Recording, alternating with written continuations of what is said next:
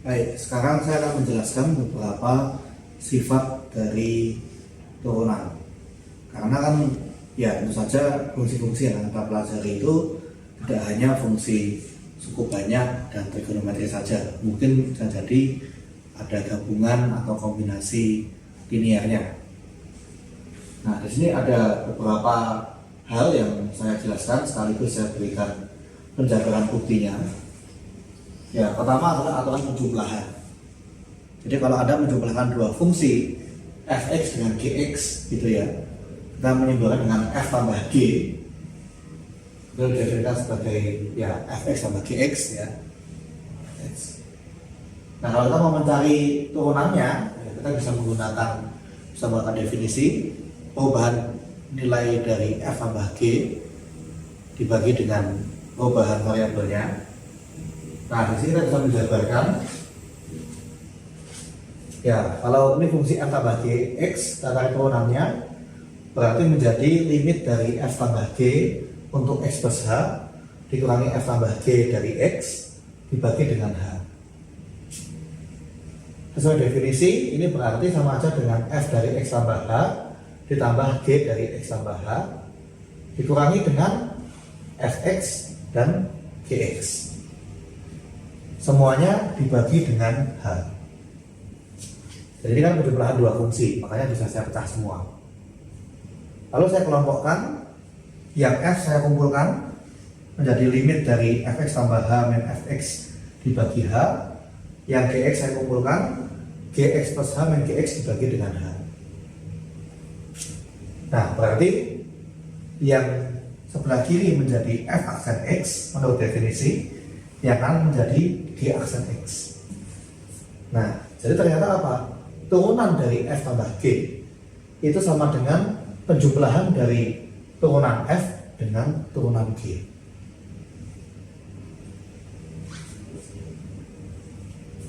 Nanti juga dengan cara yang sama, Anda bisa membuktikan untuk yang pengurangan. Jadi kalau fungsi f dikurangi dengan fungsi g, maka ini turunannya menjadi f aksen x dikurangi g aksen x. Maaf lupa aksennya ya. Jadi turunannya menjadi f aksen x dikurangi g aksen x. Jadi kalau penjumlahan masing-masing diturunkan itu dijumlah. Kalau pengurangan juga sama, masing-masing fungsi diturunkan dikurangkan. Lalu satu lagi adalah sifat perkalian skalar. Jadi kalau fungsinya dikalikan dengan suatu skalar, ya atau lebih tepatnya suatu konstanta. Jadi fx dikalikan dengan c, gitu ya. C dikali fx. Nah, turunannya kalau kita jabarkan, ternyata pada masing-masing bagian akan muncul konstanta c, ya. C kali fx tambah h dikurangi c dikali fx. Nah, kalau ini kita keluarkan c-nya gitu ya, karena kan jadi pengali, berarti menjadi c dikali limit fx tambah h dikurangi fx bagi h untuk h menuju 0. Yang mana ini sama dengan c dikali f aksen x. Ya, jadi kalau bentuk fungsi dikalikan dengan konstanta, turunannya ya sama dengan diturunkan dulu baru dikalikan dengan konstanta yang sama. Ya, kita lihat itu contohnya ya supaya lebih jelas gitu. Contohnya kita langsung gabungkan gitu ya. Ya, mungkin supaya ya rancu mungkin saya beri nama yang lain. Jangan f atau g, mungkin saya beri nama px gitu. Misalkan px ini adalah fungsi, ya saya buat saja misalkan 5x pangkat 7 gitu ditambah dengan apa ya, 3x pangkat 4 dengan begini, kemudian misalnya dikurangi dengan sinus x gitu, lalu ditambah dengan 6 kali cos x Nah ini kan berarti turunannya ya, ini kan merupakan kombinasi linear ya, ada tambah, ada ulang, ada kali skala. Nah kita bisa cari turunannya P aksen X. Nah apa turunan dari 5x pangkat 7? Nah berarti kan sama aja gunakan kali skala di sini kan.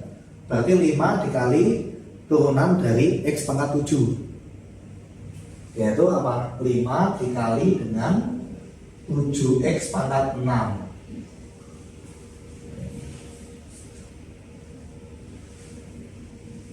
Lalu yang 3x pangkat 4, berarti ini menjadi ini plus sama gitu dikali dengan turunannya x pangkat 4, yaitu apa?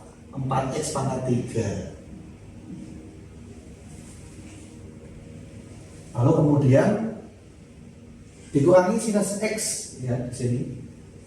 Tapi kita menggunakan pengurangan, ini juga masih ada tanda minus di sini.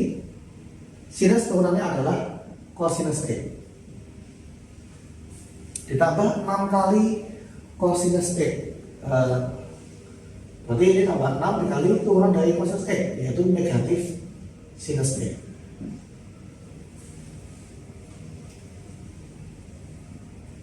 Ya, yang seperti ini mestinya masih bisa dibuat bentuk yang lebih sederhana. Ya, di sini 5 dikali 7 kali x pangkat 6, berarti 5 kali 7 35. Ya, ini 35 x pangkat 6. Ya kan? Yang ini 3 kali 4 x pangkat 3, berarti tambah 12 x pangkat 3 dikurangi cos x.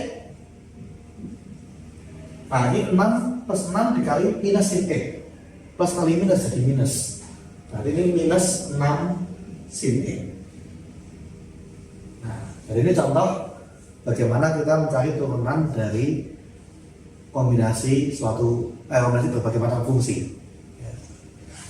Jadi ada fungsi cukup banyak, 2, ada trigonometri 2, ada plus, ada minus, dan juga dikalikan dengan berbagai macam konstanta. Nah, jadi perhitungannya seperti ini.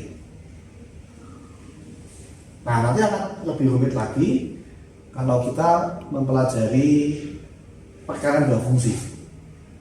Kalau penjumlahan dua fungsi mudah ya. Jadi masing-masing diturunkan lalu dijumlahkan. Pengurangan dua fungsi juga mudah. Masing-masing turunkan lalu kurangkan. Tapi untuk perkalian pembagian tidak semudah itu. Karena apa? Ini bukan suatu pola ya. Jadi kalau Anda terbiasa hanya menghafalkan pola, Anda akan mengira bahwa kalau perkalian caranya sama. Tapi Anda akan lihat kalau aturan perkalian nanti kita menggunakan definisi dari turunan, ternyata akan ada perbedaan. Ya enggak, Anda sudah tahu jawabannya ya. Turunan dari F kali G adalah F aksen G tambah FG aksen. Tapi dari mana? Itu akan saya jelaskan di video berikutnya. Dan nanti kita akan melihat bagaimana kalau kita mencoba menghitung turunan dari berbagai macam fungsi yang lain. Ya, sementara untuk yang aturan penjumlahan, pengurangan, dan kali skala saya rasa sudah cukup mudah untuk dipahami. Baik, sekarang kita masuk ke aturan perkalian.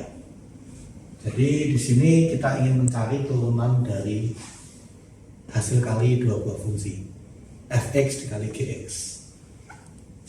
Ya mungkin kalau dulu di SMA Anda menggunakan u kali v. Ya sebenarnya sama saja, u kali v itu juga mewakili hasil kali dari dua buah fungsi. Saya menggunakan fx kali gx. Alasannya adalah karena u dan v kadang-kadang untuk menuliskannya hampir mirip ya. Ya saya kadang-kadang membuat u-nya kurang bulat dan membuat v-nya kurang mancing. Jadi biar aman lebih baik saya gunakan f dan g saja. Ya kita setiap kali mau membuktikan suatu rumus ya, Itu kita kembali pada definisinya. Turunan dari F kali G dari X gitu ya.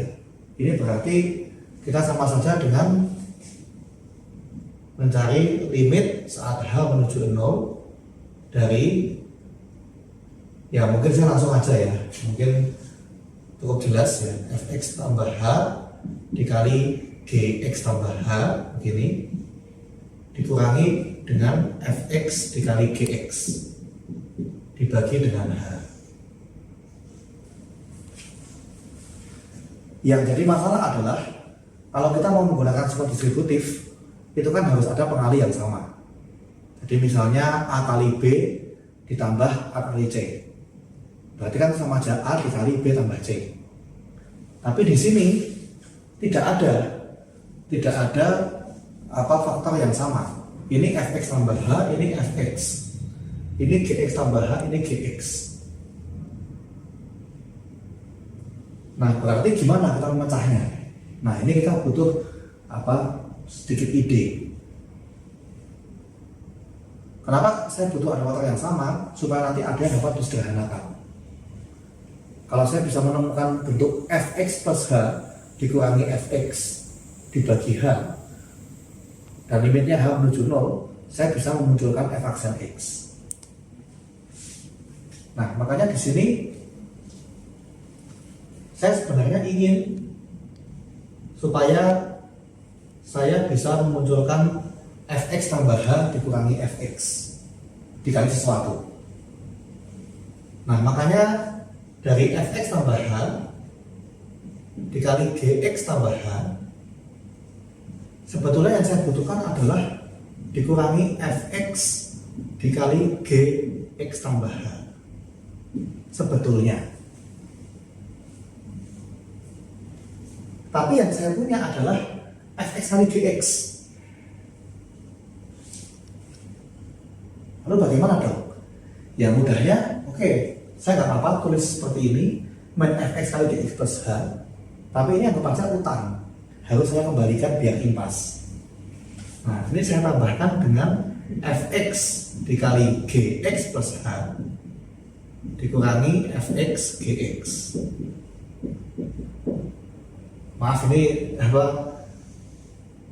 ini masih satu rangkaian gitu ya, dibagi dengan H. Jadi di sini saya mengurangi dengan Fx dikali Gx plus H, tapi juga saya tambahkan dengan hal yang sama, sehingga ini kan sebenarnya sama dengan 0 betulnya, dan ini akhirnya sama dengan yang atasnya. Ya saya bisa menunjukkan suatu hal secara random, saya bisa saja minus 1000, tapi juga supaya imbas saya berikan per 1000 kan begitu. Oke, lalu yang ini bisa kita pecah ya menjadi apa? Menjadi limit untuk H menuju 0. Saya ambil yang dua bagian pertama, ini menjadi Fx plus H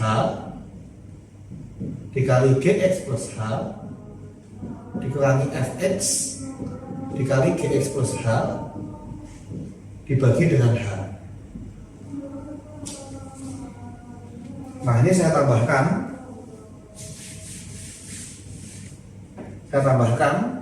dengan limit H menuju 0 dari bagian yang kedua, yaitu Fx dikali Gx plus H dikurangi Fx Gx dibagi dengan H.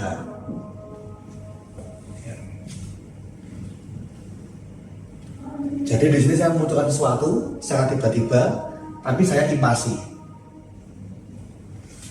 Nah, yang bagian pertama ini bisa saya buat menjadi bentuk limit H menuju 0 dari apa?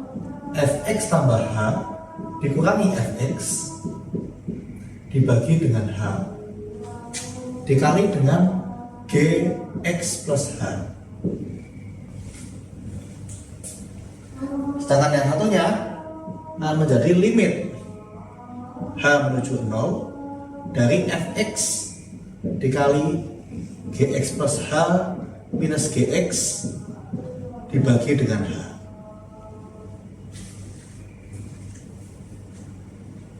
Jadi yang pertama saya keluarkan faktor yang sama, yaitu Gx plus H. Yang kedua saya keluarkan faktor Fx-nya. Nah, di sini bentuk limit semacam ini yang sebelah kiri ini adalah f aksen x. Ya. Yang ini sama dengan f aksen x dikali dengan limitnya Gx plus H untuk hanya menuju 0. Ya, berarti sama aja kita masukkan hanya 0 menjadi Gx.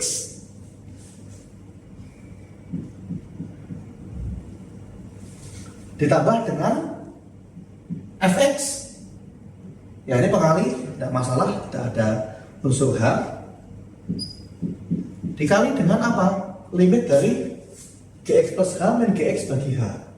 Sama dengan apa? G aksen X.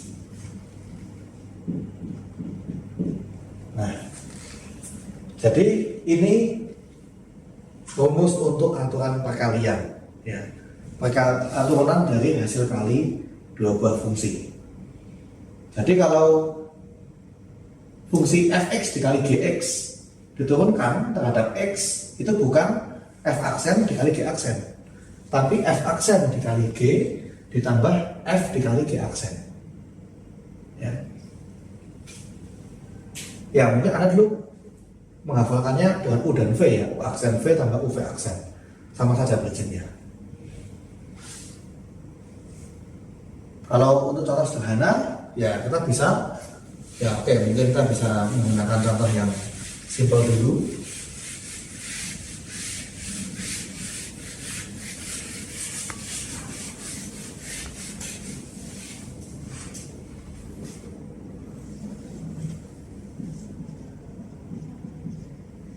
Ya, misalkan saya punya fungsi hx begitu. Ini adalah misalkan x pangkat 3 dikali sinus x. Ya, di sini saya bisa memisalkan, ini kan hasil dari dua fungsi cukup jelas. Yang x pangkat 3 ini adalah fx. Yang sin x ini adalah gx. Nah, nanti saya bisa mencari turunannya. H aksen x ini akan sama dengan aturan perkalian f aksen x dikali gx ditambah fx dikali g aksen x. Nah, di sini fx-nya apa? X pangkat 3. Turunannya 3x kuadrat. Berarti yang ini 3x kuadrat begitu. Yang ini x pangkat 3. Lalu gx sin x.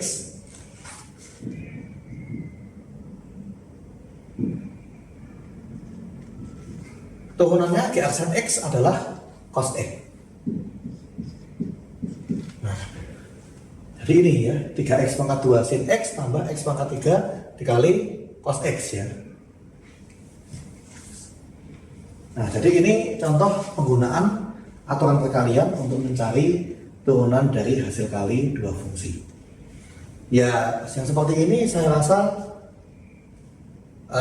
ya ini sudah nggak masalah ya. Kalaupun mau disederhanakan juga paling Anda hanya bisa mengeluarkan x pangkat 2. Jadi juga masih bentuknya tidak cukup sederhana.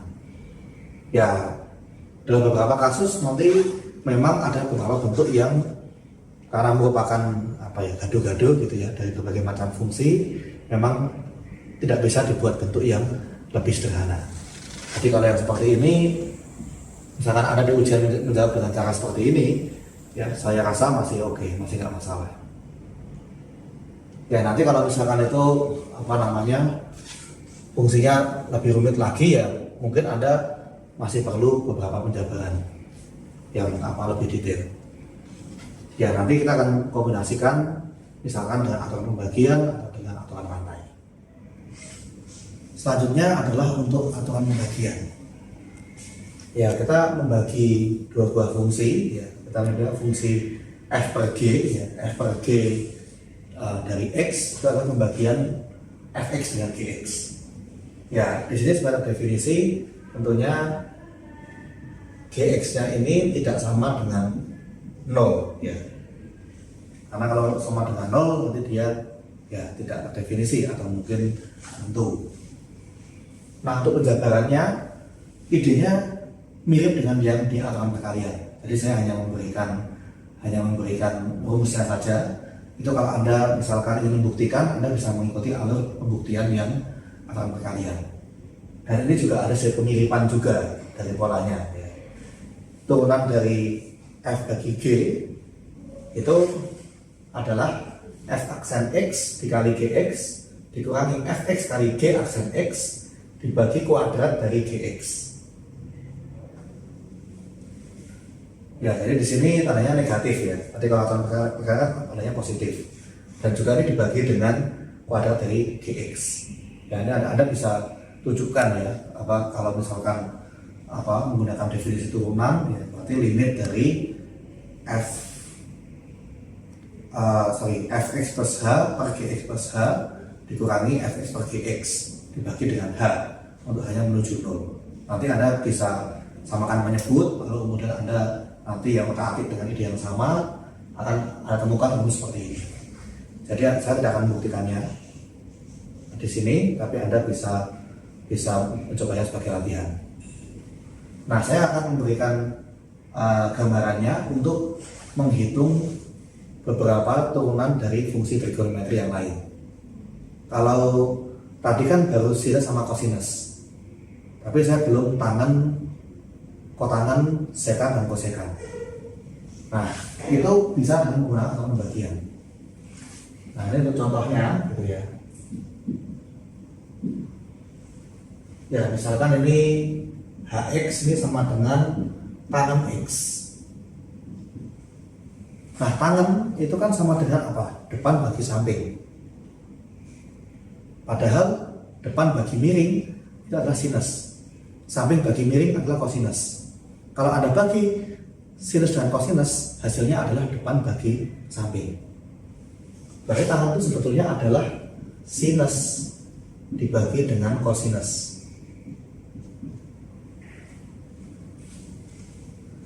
Nah, berarti di sini pembilangnya sin X ini yang kita jadikan sebagai Fx. Lalu penyebutnya kosinus ini adalah Gx. Lalu kita gunakan aturan pembagian untuk mencari turunan dari tangen. Ya, berarti H aksen X kita gunakan rumusnya. Ya, berarti ya F aksen X dikali Gx dikurangi Fx dikali G aksen X dibagi kuadrat dari Gx.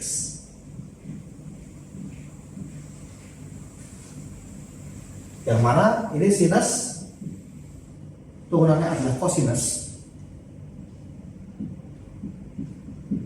Gx sama dengan kosinus sendiri. Kemudian minus Fx minus sin X dikali G aksen X, yaitu turunan dari kosinus adalah negatif sinus. Berarti dikali negatif sinus X dibagi dengan Gx dikuadratkan, berarti kosinus kuadrat X. Ingat, cos kuadrat X artinya kuadrat dari kosinus X, bukan kosinus dari X kuadrat. Nah, di sini kita sederhanakan menjadi cos kuadrat X, karena ada pengurangan kena dengan tanda minus, min kali min plus, jadi plus sinus kuadrat X dibagi dengan kosinus kuadrat X. Nah, kembali kita menggunakan rumus trigonometri bahwa cos kuadrat ditambah sin kuadrat sama dengan 1. Ini dengan menggunakan sifat dari teorem Pythagoras. Ini sama dengan 1 dibagi kosinus kuadrat X. Nah, sepak kosinus itu adalah sekan.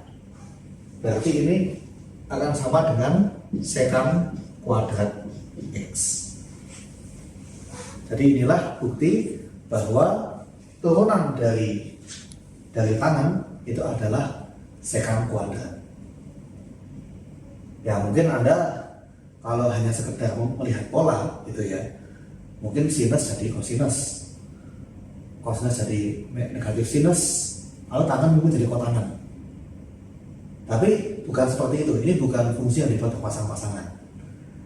Ini ada aturan mainnya.